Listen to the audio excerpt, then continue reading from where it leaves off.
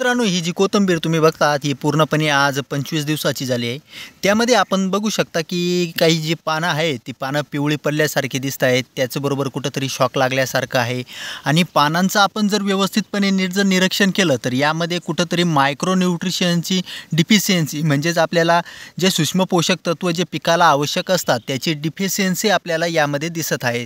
तर मित्रांनो, ही जी पिवळं पाने आहेत त्याचबरोबर मायक्रो न्यूट्रिशनची जी डिफिशियन्सी आहे यासाठी आपण एक आजच्या या घडीला आपण एक स्प्रे घेणार आहोत। स्प्रे घेत असताना त्याच्यामध्ये मित्रांनो आपण ॲग्रिसर्च कंपनीचं जे एक्सिड आहे, मित्रांनो एक्सिड हे जे आहे हे एक मायक्रो न्यूट्रिशन्स आहेत आणि हे 100% वॉटर सोल्युबल असल्यामुळे चांगल्या प्रकारे आपल्याला रिझल्ट देतं।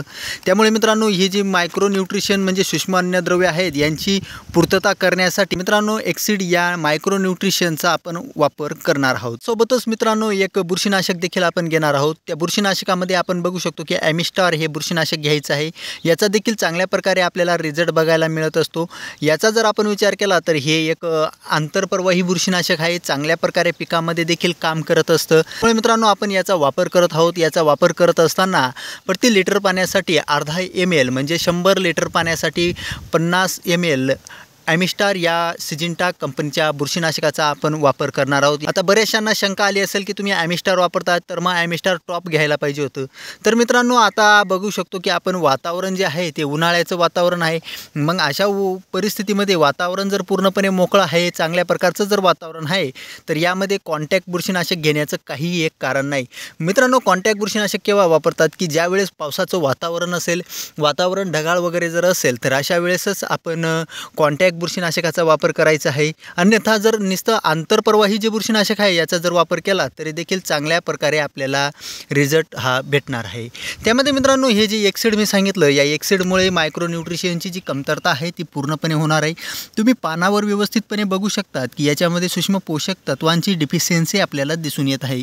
यामध्ये जबरदस्त काम करण्याचं काम हे एक्सिड मायक्रो न्यूट्रन करत असतं। त्यामध्ये मित्रांनो एक्सिडचा वापर करत असताना प्रति 100 लिटर पाण्यासाठी 250 ग्रॅम एक्सिड या मायक्रो न्यूट्रिशनचा वापर करत आहोत। त्याचबरोबर मित्रांनो याच्यामध्ये प्लांट ग्रोथ म्हणजे याची वाढ लवकरात लवकर व्हायला पाहिजे, त्याचबरोबर पूर्णपणे हिरवगार व्हायला पाहिजे यासाठी आपण एक टॉनिक देखील घेणार आहोत। त्याच्यामध्ये मित्रांनो टॉनिकचा जर आपण विचार केला तर जिब्रेलिक ॲसिड असलेलं जे टॉनिक आहे त्या टॉनिकचा आपण वापर करणार आहोत। हे आहे मित्रांनो जिब्रेलिक ॲसिड असलेलं प्लांट ग्रोथ रेग्युलेटर, याचा देखील आपण याच्यामध्ये वापर करणार आहोत। याचा चांगल्या प्रकारे रिझल्ट येतो, कारण की मित्रांनो हे जे आहे ना, मागच्या वेळेस ज्यावेळेस मी कोथिंबीर टाकली त्यावेळेस मी याचा वापर केला होता, चांगल्या प्रकारे रिझल्ट हा मला यापासून मिळाला होता। त्यामुळे मित्रांनो या स्प्रेमध्ये देखील आपण हे जे 3 मी घटक सांगितले आहेत याच्यामध्ये एक एक्सिड मायक्रो न्यूट्रॉन, त्याचबरोबर ॲमिस्टार टॉप आणि त्यामध्ये जिब्रेलिक ॲसिड म्हणजे जे प्लांट ग्रोथ रेग्युलेटर आहे त्याचा आपण वापर करणार आहोत। हा व्हिडिओ जर तुम्हाला इन्फॉर्मेटिव्ह वाटला असेल तर चॅनलला सबस्क्राईब करा आणि बेल आयकॉनवर क्लिक करायला विसरू नका।